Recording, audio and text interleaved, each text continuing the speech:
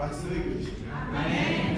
Diga, irmãos, a Bíblia, no livro de 2 Samuel, em seu capítulo 6. 2 Samuel, capítulo 6, em seu versículo 11. Aleluia. Glória a Deus. 2 Samuel 6, 11. Amém? Amém. Glória a Jesus. E a arca do Senhor continuou na casa de Obed-Edom, o geteu, 3 meses, e o Senhor abençoou Obed-Edom e toda a sua casa. Poderia sentar, irmãos? Glória. Texto bastante conhecido. Quando eu cheguei aqui, eu fiquei com esse texto refletindo nesse texto, e Deus falou algo comigo. O livro de Samuel, ele dá início contando um grande milagre que Deus realizou. Sabemos bem que Deus ele decide abrir a madre de Ana, e Deus faz ela gerar um filho, e esse filho é Samuel. Samuel, ele cresceu dentro do templo, sendo criado por Eli, porque a sua mãe fez uma promessa a Deus que se ela gerasse, quando o menino desmamasse, ela pegaria o menino e entregaria ao Senhor novamente.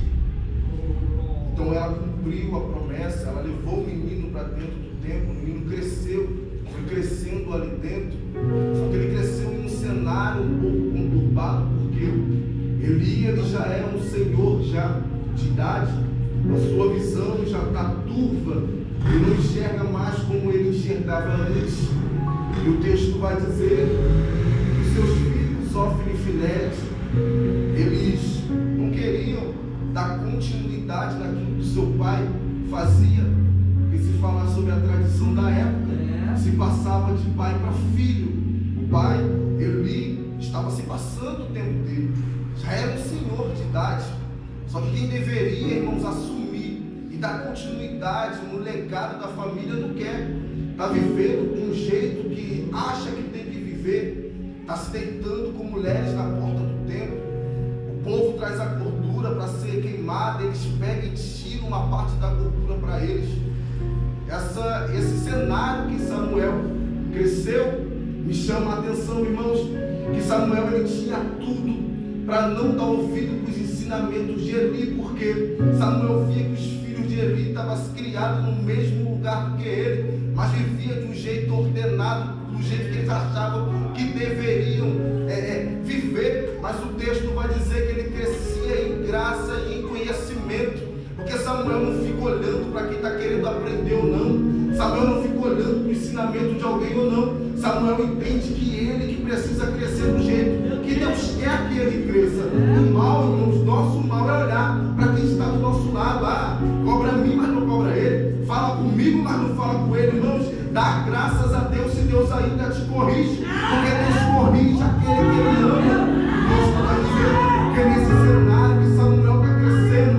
Eu acho lindo, irmãos, que eu já falei aqui, se pegar pela tradição, quem tem que dar continuidade Ofni e Finéias, mas Deus olha para o céu, irmãos, um certo dia a lâmpada se apagando, onde eles deveriam estar cuidando para não se apagar. O texto vai dizer que Deus vai lá e grita o nome de Samuel por 3 vezes. Isso aqui é lindo demais, porque Deus ele não olha, irmãos, para quem veio antes de você. Deus ele não olha para quem foram seus pais. Deus ele não olha de onde você veio, de comunidade você veio, se tem dinheiro ou não. Se você tiver o ouvido disponível para escutar a voz de Deus e chamar, já é o suficiente para ele fazer algo. Samuel não tem a linhagem, mas ele tem o ouvido disponível para ouvir Deus gritar o nome dele. Isso aqui que importa, não importa a linhagem, o que importa é você estar disponível e ainda escutar a voz dele quando ele te chamar para uma responsabilidade. Deus grita por Samuel. Nós conhecemos o texto, irmãos. O povo está há anos sem ouvir a voz de Deus. Deus não fala mais no meio do povo. Agora Deus ele fala através de Samuel. O povo fica sabendo que Deus falou com Samuel. Volta a confiança, volta a alegria no capítulo 3 de 1 Samuel, irmãos. E se nós continuarmos lendo no capítulo 4, o povo já entra em guerra. guerra contra os filisteus. E aqui o povo está indo para a guerra, está no meio do arraial, e eles têm uma ideia: vamos buscar a arca, porque toda vez que a arca vem para o nosso meio, a gente vence a guerra. Toda vez que a arca está presente no nosso meio, a gente sai vitorioso. Ofni e Finéias manda buscar a arca vem, tem alegria no meio do arraial. O texto vai dizer, irmãos, que a alegria é tão forte, eles gritavam e dançavam tanto que o chão tremia, a ponto dos filisteus do outro lado entenderem e ver o chão tremendo e dizer: olha, eles trouxeram a arca, e eles nunca perderam quando a arca estava no meio deles, irmãos. Mas olha só a alegria, movimento, barulho, não se vence guerra. Eles estão olhando para a arca, achando que a arca vai fazer algo, mas o que importa aqui, irmãos, é a vida que eles têm para estar carregando essa arca, e não tinha essa vida.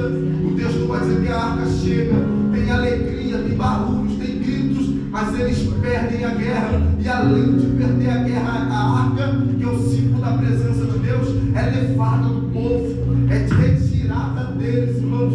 Porque não adianta, irmãos, ter muito barulho, não adianta ter muita gritaria, não adianta ter muito movimento, se a arca só está simbolizando, mas não tem vida para carregar ela. Infelizmente, só é uma arca, irmãos, no meio do povo. Tem que ter vida para carregar, irmãos. Não adianta pregar se não tiver a presença de Deus de verdade. Só é palavras lançadas em Deus. Não adianta louvar bem se não tem presença de Deus. É apenas louvor liberado pela boca, mas quando tem a presença de Deus, não. Quando tem a presença de Deus, irmãos, o milagre acontece.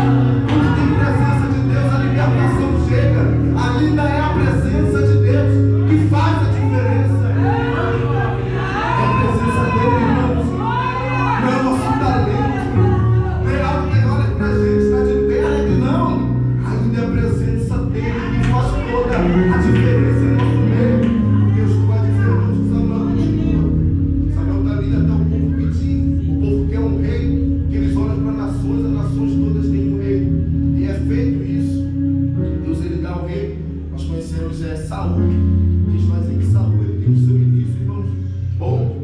Só que Saul, depois de iniciar bem, Saul ele começa a achar que ele pode fazer do jeito que ele quer. Saul começa a achar que ele pode tomar frente da ordem de Deus, pode colocar a mão onde não deve se colocar, irmãos. Então Deus ele começa a rejeitar Saul, porque Deus ele coloca, irmãos, mas Deus ele continua sendo o primeiro. Deus ele levanta alguém, mas Deus que ainda continua sendo o dono. Deus ele pode colocar na liderança, mas Deus ainda é que manda. Então Deus ele rejeita Saul, porque Saul tem um defeito gigante, é um homem guerreiro, é um homem bom, só que não consegue obedecer, e não tem como, irmão, estar de frente de algo e não ter obediência. Então Deus rejeita o reinado dele, e Deus escolhe um menino que para sua casa não tinha valor nenhum, um menino que para sua casa, irmãos, era até esquecido pelo teu pai, mas Deus escolheu ele. Deus viu ele quando ele cuidava das ovelhas do seu pai, lá no campo onde ninguém via ele, onde ninguém enxergava ele. Deus contemplou Davi, e Deus manda Samuel ir até a casa de Jessé para ungir o rei de Israel. E o texto vai dizer, irmãos, que Saul ele vai, Saul unge Davi, e o texto é claro, dizer que Davi ele volta, continua ali cuidando das ovelhas do seu pai, até que chega um momento de uma guerra, se estoura de novo. Golias está por dias e dias gritando e chamando se tem alguém aí para me desafiar, e ninguém tem a coragem de sair para desafiar Golias. Mas o pai de Davi manda chamar ele e dá uma ordem: olha, vai lá, leva alimentos para o seu irmão, vai lá, leva isso aqui para eles, que eles estão no meio da batalha. E quando Davi chega ali, Davi ouve o grito, irmãos. Eu acho lindo que Davi não precisou dar passos largos, querendo fazer que acontecesse aquilo que Deus falou que ia fazer. O próprio Deus que mandou Samuel ungir Davi é o Deus que preparou todo o cenário para Davi aparecer no meio de Israel, irmãos. Porque se Deus falou que vai fazer, a gente não precisa dar jeito. Se Deus falou que vai levantar, a gente não precisa ficar pedindo. Se Deus falou que vai realizar, nós não precisamos pedir a ninguém. O próprio Deus que prometeu uma promessa é fiel para cumprir. O próprio Deus ele organiza o cenário. O próprio Deus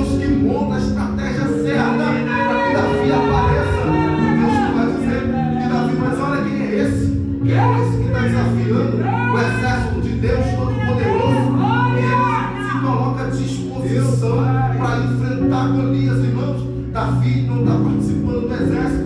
Davi não é um guerreiro que anda com a farda, não. Mas Davi tem a coragem que muitos não têm, de fazer o que muitos não têm coragem de realizar, irmãos. E no reino de Deus, irmãos, só se destaca quem tem coragem de enfrentar. Irmãos, olhando para Davi, é um menino de baixa estatura, é um menino que não tem, irmãos, cara de ser guerreiro, mas tem coragem. Aqui você não precisa, irmãos, ter a melhor oratória. Aqui você não precisa ter cara de guerreiro. Aqui você não precisa andar com cara empurrada para mostrar que eu não. Se você tiver coragem de fazer o que ninguém tem coragem de fazer, já é o suficiente. Se você tem disponibilidade de fazer o que ninguém quer se colocar na frente para realizar, eu conheço um Deus que capacita. Eu conheço um Deus que capacita no meio da trajetória. O texto vai dizer, irmãos, quando eles ouvem aquilo ali, o próprio Saul vai dizer: como você vai enfrentar esse homem? Esse homem é guerreiro. Eu acho lindo que Davi, irmão, vai dizer: olha, quando eu cuidava das ovelhas do meu pai, o urso vinha, pegava as ovelhas, eu ia atrás dele, tomava a ovelha e rasgava ele no meio. Quando eu cuidava das ovelhas do meu pai, um leão vinha pegar a ovelha, eu tomava a ovelha dele e rasgava ele no meio, irmãos. Olha o que Davi está dizendo para Saul: ninguém nunca viu guerreando, ninguém nunca viu fazendo nada disso, que comprova que é guerreiro. Mas Deus, Ele conhece o meu particular. Porque isso aqui, irmãos, é o que as pessoas veem a gente fazendo. Evangelho é ainda que nós fazemos quando ninguém nos vê. Evangelho é ainda aquele folheto que a gente entrega de ninguém vê a gente entregando. Irmãos, estamos vivendo em tempo onde as pessoas acham que só tem solução, só tem como fazer se todo mundo ver, se todo mundo aplaudir, se todo mundo vê você fazendo aquele ato. Mas eu tenho uma palavra para alguém: Deus, Ele está vendo quando você prega onde ninguém quer pregar, ninguém te vê. Deus, Ele vê quando você faz no seu íntimo, no seu particular. É isso que importa, irmãos. O que importa é que nós vivemos onde ninguém nos vê, irmãos. Davi está dizendo: ninguém nunca viu lutando, mas eu sei que no particular eu sou guerreiro de verdade. Isso aqui só é resultado do que a gente é dentro de casa, irmãos. Isso aqui só é resultado do que a gente é no nosso particular. É isso que as pessoas não entendem nos dias de hoje. Acham que é só chegar e fazer, é só chegar e colocar no que Deus vai falar. Claro, irmão, Deus fala, mas ainda precisa de vida em particular com Ele. Ainda precisa de vida de secreto. Quando não tem pastor, quando não tem ninguém nos vendo, é isso aí que faz a diferença ainda. O texto vai dizer que Davi, ele vai, irmãos, Davi enfrenta. Nós conhecemos a história, vou pular por causa da hora. Davi, ele sai vitorioso, porque Deus estava com ele. Davi sai vitorioso da guerra contra Golias. E aí o nome de Davi se espalha, a ponto das mulheres cantarem louvores mencionando o nome de Davi. Até Saul, ele se sentir enciumado com aquilo ali, irmãos. Passa-se o tempo. Davi é primeiro o rei de Judá. Logo depois de 2 Samuel, onde eu li no seu capítulo 5, Davi é ungido rei de toda Israel. Só que Davi, irmãos, ele já tinha fama. Davi, ele já estava incluído dentro do palácio. Davi já era rei de Judá. Só que quando Davi assume a liderança, o reinado de Israel, Davi toma uma atitude. Qual é essa atitude? Davi, ele vai lá e se lembra de que a arca do Senhor havia sido levada, e a arca simboliza a presença, irmãos. Davi, ele toma uma atitude. A primeira atitude de Davi como um rei de Israel foi: junta todo mundo e vamos buscar de novo a arca do Senhor. Vamos de novo e buscar a presença, porque Davi entende, irmãos, que não tem como fazer nada e dar certo sem a presença de Deus. Não tem como, irmãos, você dar certo na frente de algo se não tiver a arca do Senhor, a presença de Deus no seu lado. Davi entende isso. Então Davi não se preocupa, irmãos, em se belezar com ouro, não. O que Davi se preocupa é: eu preciso ir buscar a presença de Deus de novo. Porque, irmãos, sem a presença, Davi poderia reinar como Saul reinou, mas com a presença de Deus, Davi, ele foi um dos reis mais reconhecidos de Israel, irmãos. Até hoje o nome de Davi é glorificado e exaltado em Israel, porque Davi entende que sem a presença ele não é nada. Eu vou buscar ela de novo, porque não adianta ter cadeira se não tem presença. Eu vou buscar ela de novo, porque não adianta ter coroa e não ter presença de Deus. Não adianta, irmãos. Não adianta, irmãos, ter tudo e não ter a presença. Na verdade, sem a presença você não tem nada. Nós não temos nada sem a presença de Deus. Sem a presença nós não somos ninguém, irmãos. Davi está vivendo um momento, irmãos, especial para ele. Está virando rei de uma nação inteira, mas a mente dele só pensa na presença que se foi levada, e ele entende que precisa buscar ela de novo. O texto, irmão, vai dizer que Davi pega, saiba buscar a presença de Deus. A arca, o texto vai dizer que ele leva carros de boi novos. Ele chega ali, pega a arca e coloca em cima dos carros. Está trazendo, é momento de festa, é momento de alegria. O povo está se alegrando e dançando, irmãos. O povo para e queima holocausto para Deus, agradecendo.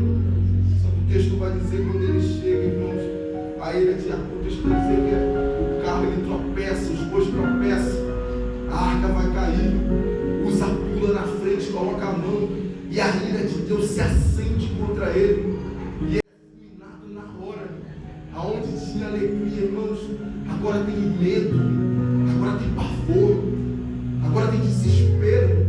Eu já vi muito dizer, irmãos, que por causa da atitude de Davi, um inocente não. Se você parar para ver quem era Uza era responsável para cuidar da arca do Senhor, irmãos.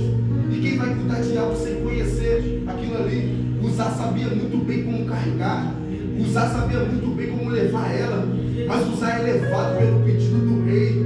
Uza está mais preocupado em agradar Davi, que é o rei, do que fazer o que é certo carregando a arca de Deus. E a polícia que a ira de Deus se acende contra ele, irmãos. É melhor você desagradar o mundo inteiro e agradar a Deus. Uza está preferindo agradar Davi, sabendo como é certo fazer, não. Mas Davi mandou, eu posso. Davi está dizendo que pode, irmão. Você sabe o que é certo, o que é errado. Não coloca a sua culpa, a sua responsabilidade em cima dos outros. Foi você que tomou a decisão de fazer, então assuma as consequências. Os alegres afinidade. Irmãos, imagina o medo da hora. Se eu estou olhando, eu chego nem perto da arca. Eu estou vendo a arca acabando de terminar o homem na minha frente. Mas o texto vai dizer que o homem chamado Obed-Edom. Esse homem, irmãos, a arca é levada para dentro da casa dele. Olha isso aqui, irmãos. Eu não passaria nem por perto dela. Esse homem está aceitando a arca dentro da casa dele.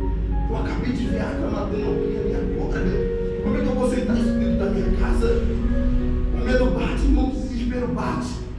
Mas esse homem que se permite ter a coragem que ninguém teve. Aleluia! De novo eu vou falar, irmãos. Ele teve a coragem que ninguém teve, irmãos. E quem tem coragem de fazer, Deus ele supre tudo, irmãos, que lhe falta. Deus pode dizer que a arca entra na casa dele, em vez de ter morte, agora tem multiplicação de bem. Em vez de ter morte, irmãos, tudo prospera. Tudo dentro da casa dele começa a dar certo. Não tem morte, não, irmão, dentro da casa dele não tem morte. Para quem decide levar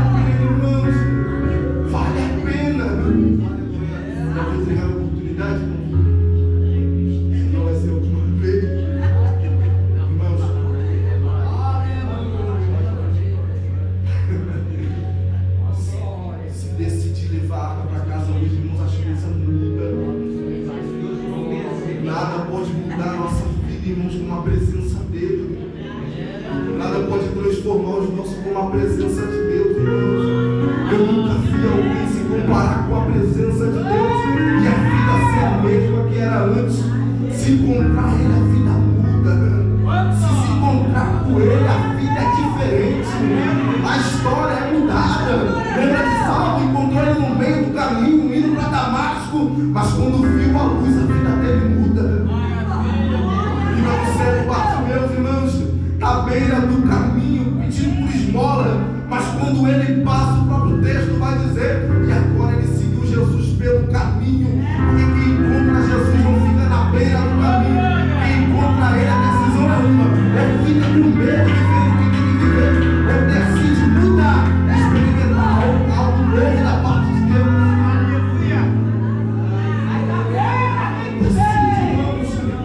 A decisão é nossa. Ou corre o risco de levar para dentro de casa, ou continua vivendo essa vida que está vivendo. É nós que temos que decidir isso. Porque nós entendemos, irmãos, que a decisão é nossa. Nós não ficamos esperando em alguém chegar e chamar a gente para fazer. Nós não ficamos esperando alguém chegar e dar uma oportunidade, não. A gente se coloca na brecha para fazer, porque a gente entende que vale muito a pena correr o risco, mas a vida ser transformada. Deus não vai dizer, irmãos, que a notícia soa, a notícia se espalha. Olha, na casa de Obed-Edom, 3 meses, está dando tudo certo. A casa dele foi abençoada, está tudo diferente lá dentro. Eu acho lindo, irmãos, porque quando a presença de Deus está, não tem como dar glória para outra coisa, irmãos. Poderia muito bem soar a notícia, olha, Obed-Edom está trabalhando bem, emprego bom, está semeando, não está acontecendo não, porque quando a arca está dentro da casa agora não pode ser de ninguém, a não ser dela. Olha o reconhecimento, a vida dele mudou, por quê?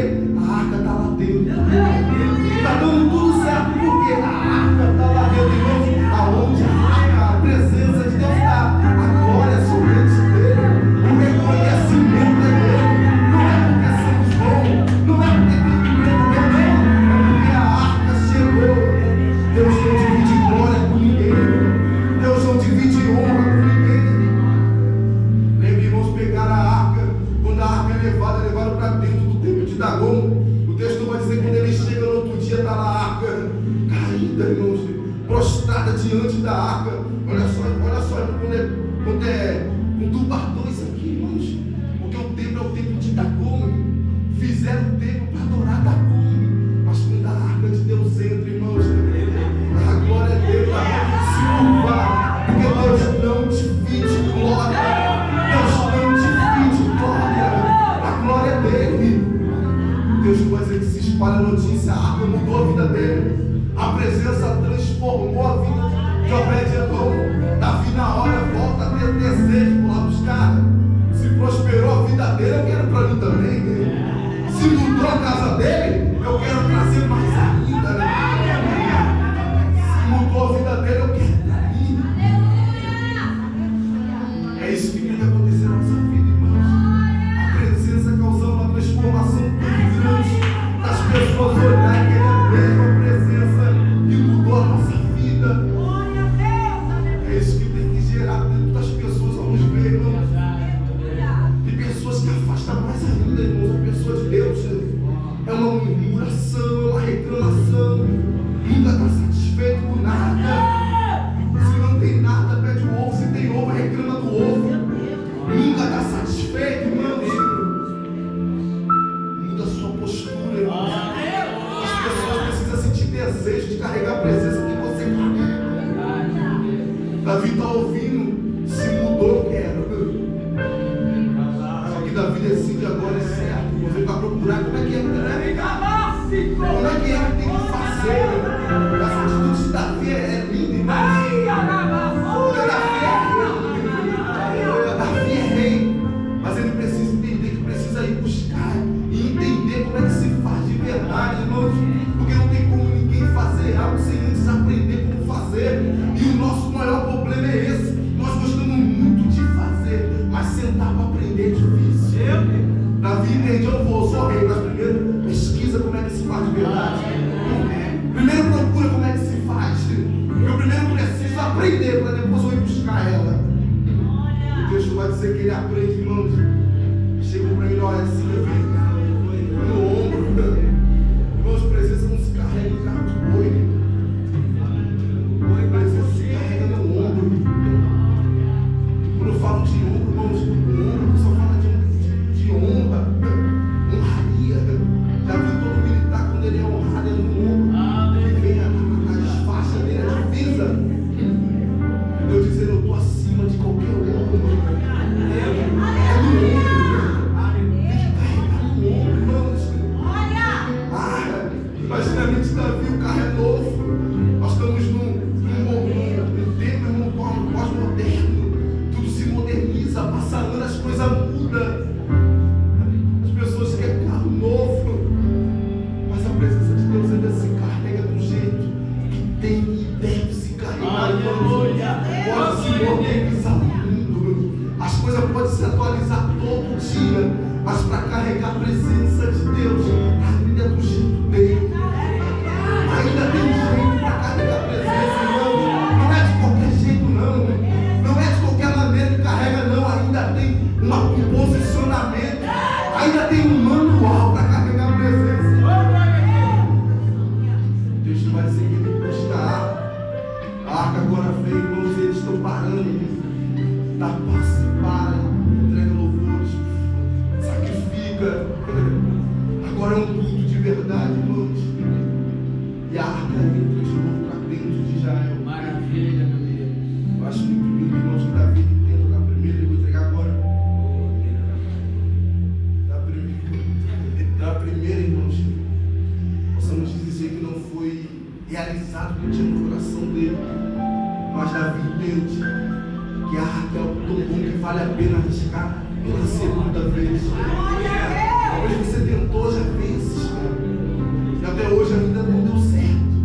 Mas eu tenho uma palavra de Deus para você. Tenta mais uma vez. Tenta de novo. Porque vale a pena.